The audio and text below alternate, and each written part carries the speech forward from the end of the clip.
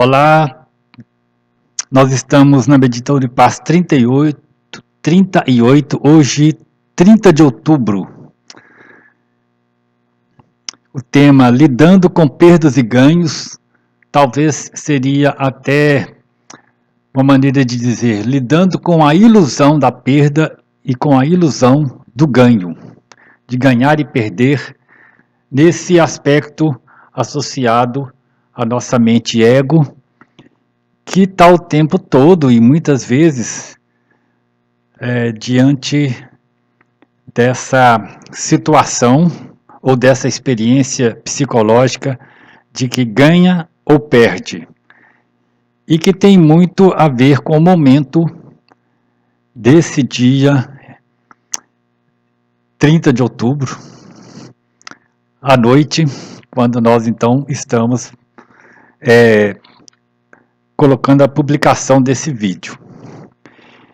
Então a publicação, ela colocada agora, o vídeo é gravado antes, e esse momento é um momento político importante para todos nós brasileiros.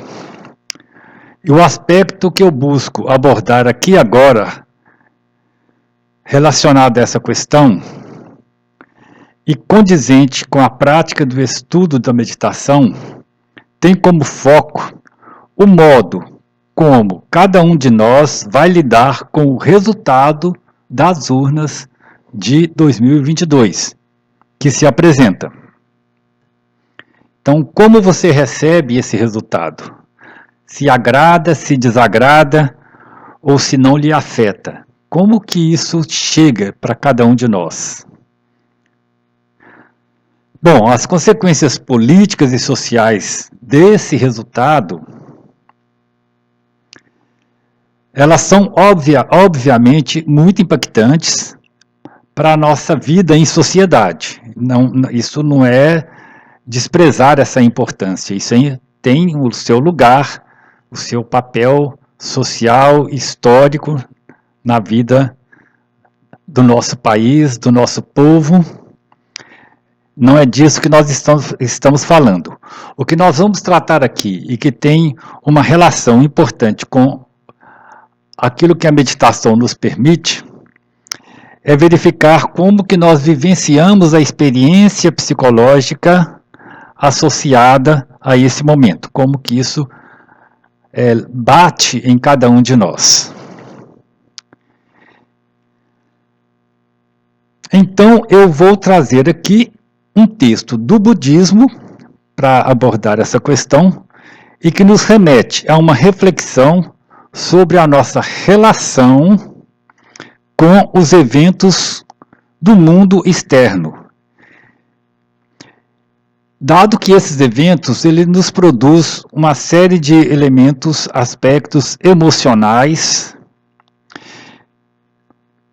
que podem estar relacionados a dor, sofrimento, euforia e etc.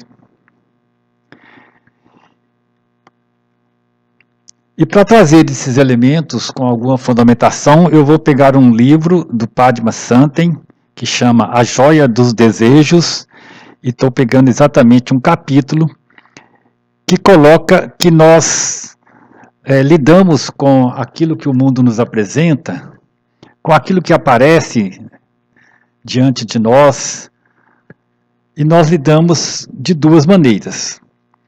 Que ele chama o caminho externo, um nome aproximado a esse dentro do budismo, e o caminho interno. Então eu vou pedir um tempo de vocês, porque eu acho que hoje merece essa reflexão, antes mesmo que nós possamos entrar no momento de silenciamento que usualmente nós fazemos na nossa prática. E ele fala que são dois caminhos, o caminho expansivo ou externo e o caminho internalizador ou interno.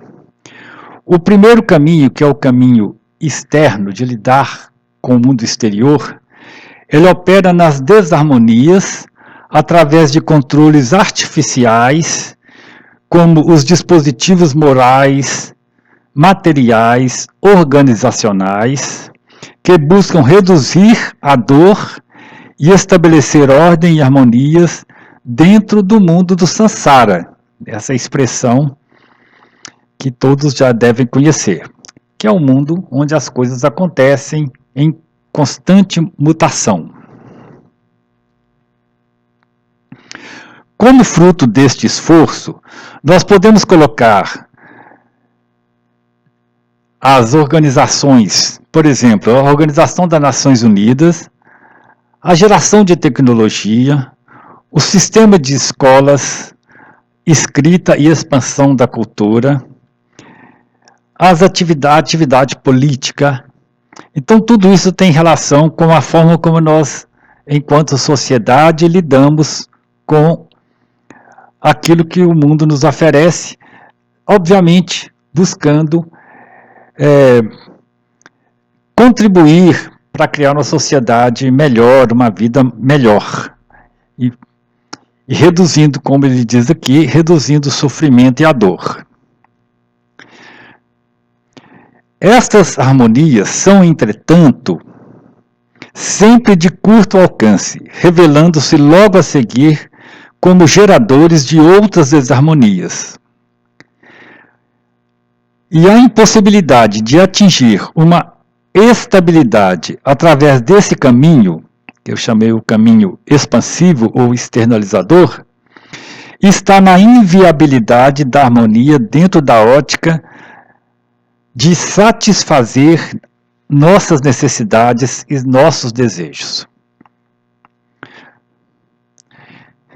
Os que percorrem este caminho são perseguidos pela sombra do sofrimento inerente à busca de salvação dentro dos referenciais do mundo.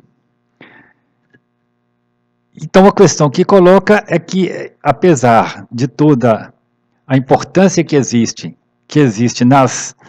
nessas organizações, tudo é transitório, tudo muda.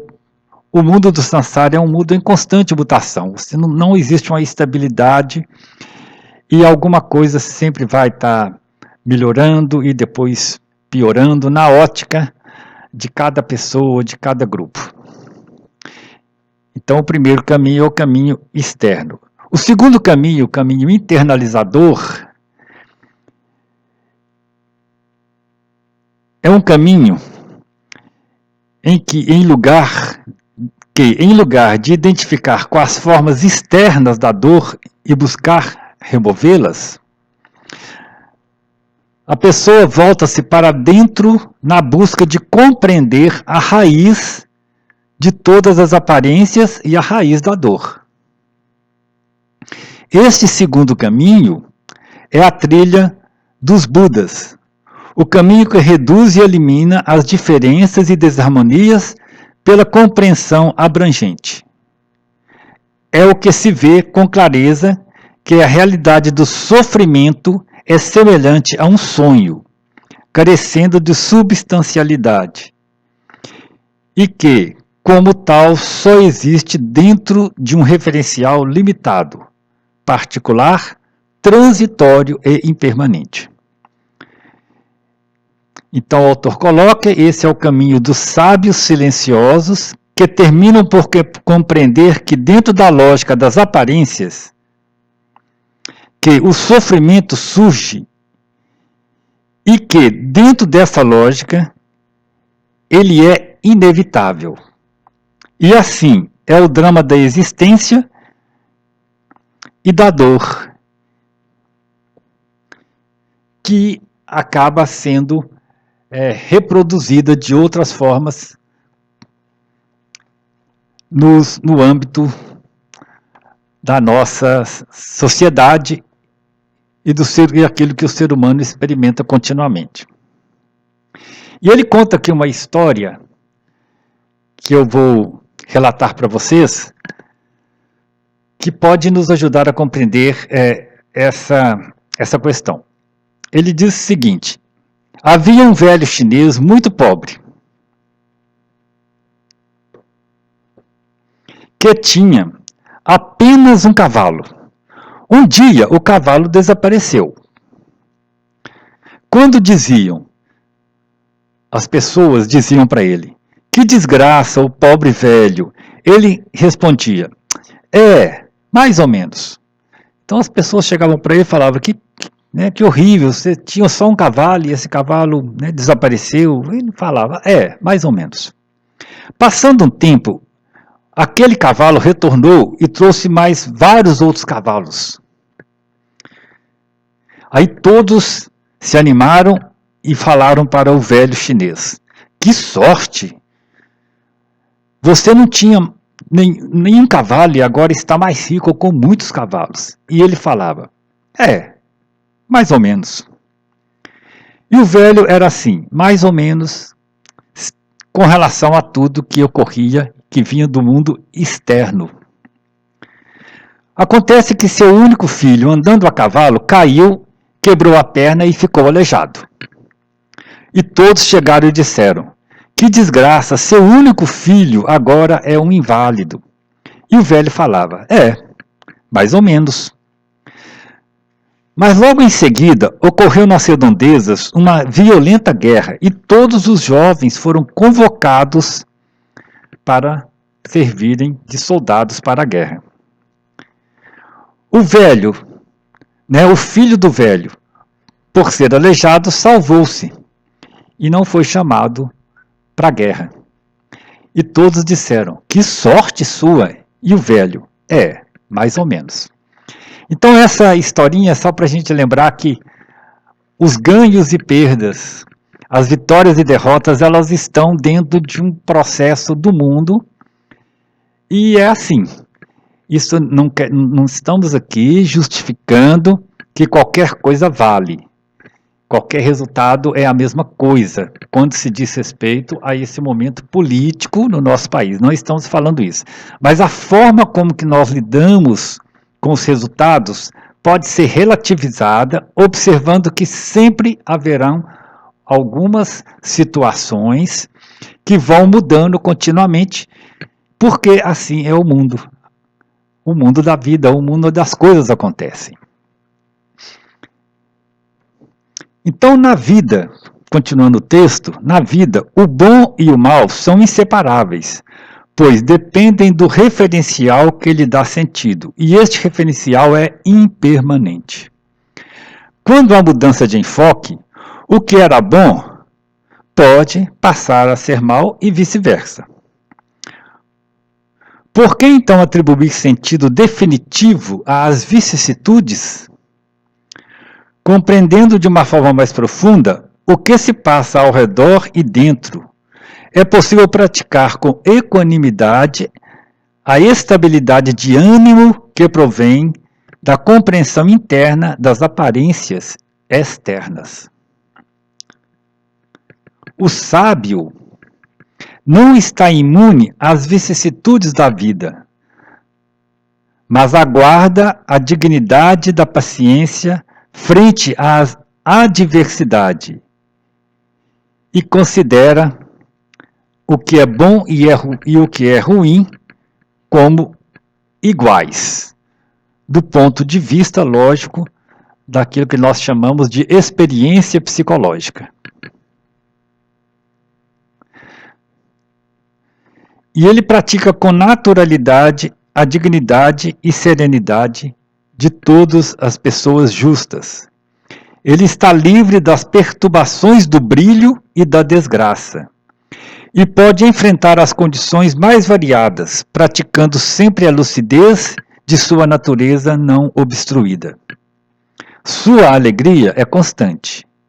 Independe do resultado de algum jogo.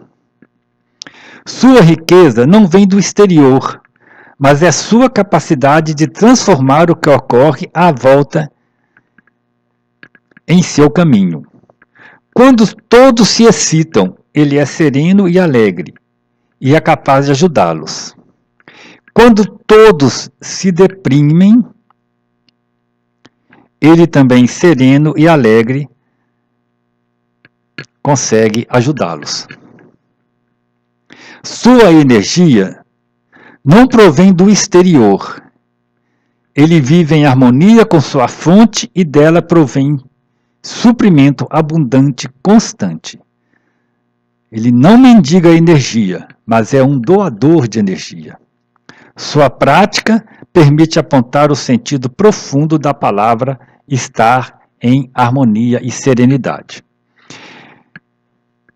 Então, espero que todos entendam que o texto está trazendo, não está relativizando resultados externos do mundo, do ponto de vista do significado para a sociedade, o significado político de cada resultado. Não está desprezando esse aspecto, mas está mostrando como que nós lidamos e devemos e podemos lidar com isso, quando esse resultado aparece.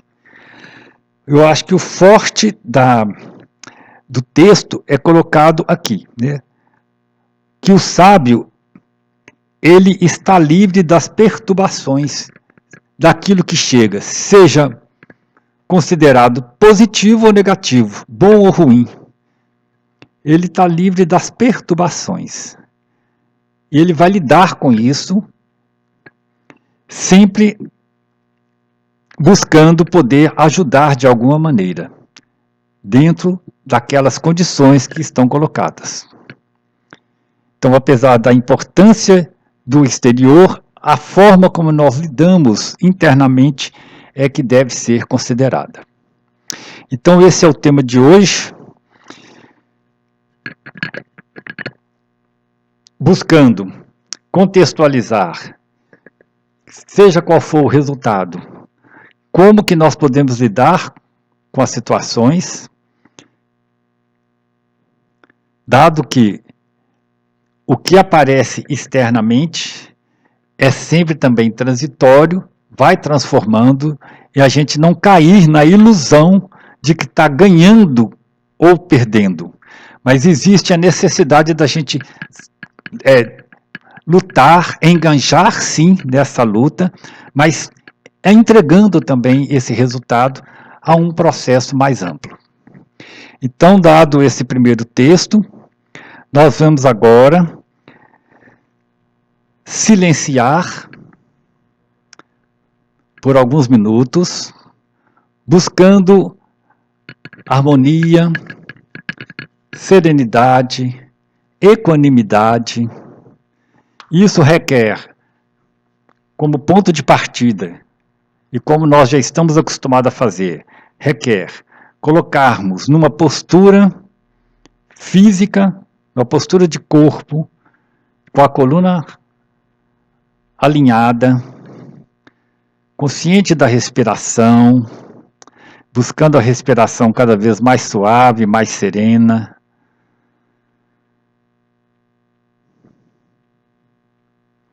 Com uma serena alegria interna.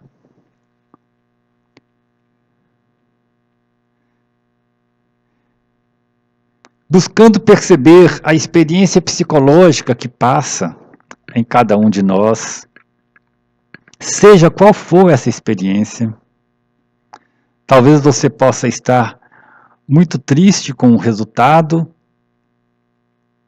talvez você possa estar muito empolgado com o resultado. Tudo bem, isso é normal.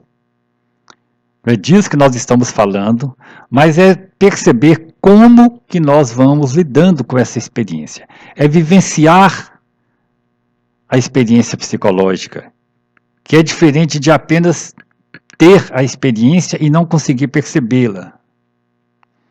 E a partir desse ponto,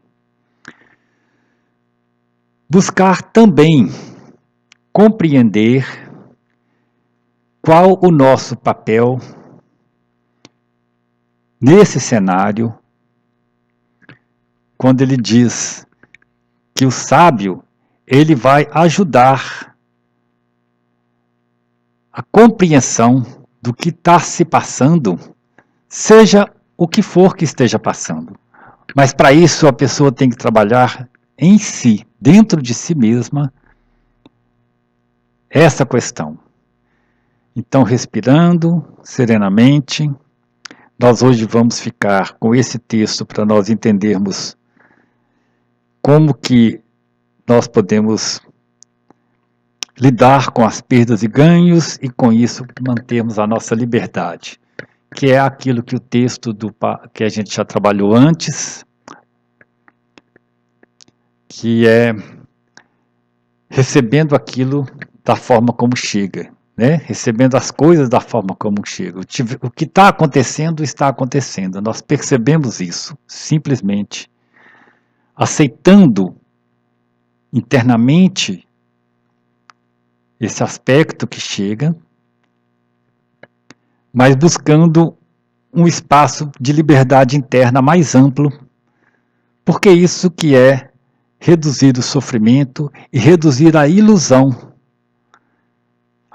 da mente ego em relação a tudo aquilo que aparece e tudo aquilo que envolve sentimento, seja qual for o sentimento. Esse é um convite. Nós vamos então fazer um silenciamento de alguns minutos. Lembre-se da concentração na respiração, atenção no corpo, o relaxamento, o senso de gratidão. E vamos aprofundar mais profundamente, né? Buscar aprofundar esse aspecto da experiência, vivenciando um espaço de distanciamento dessa experiência com serenidade.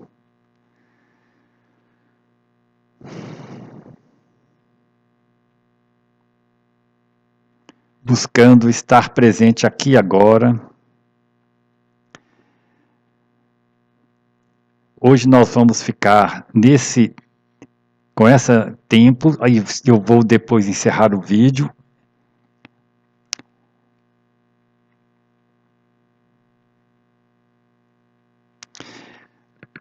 Considerando que nós não estamos falando de alienar-se do mundo, mas a pior alienação é a alienação de si mesmo. Como nós não podemos alienar daquilo que acontece dentro da gente. Então, buscando esse entendimento, essa percepção, vamos serenando.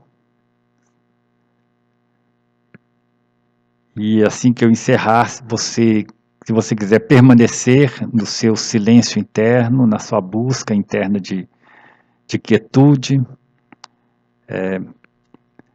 seria interessante que você continuasse assim.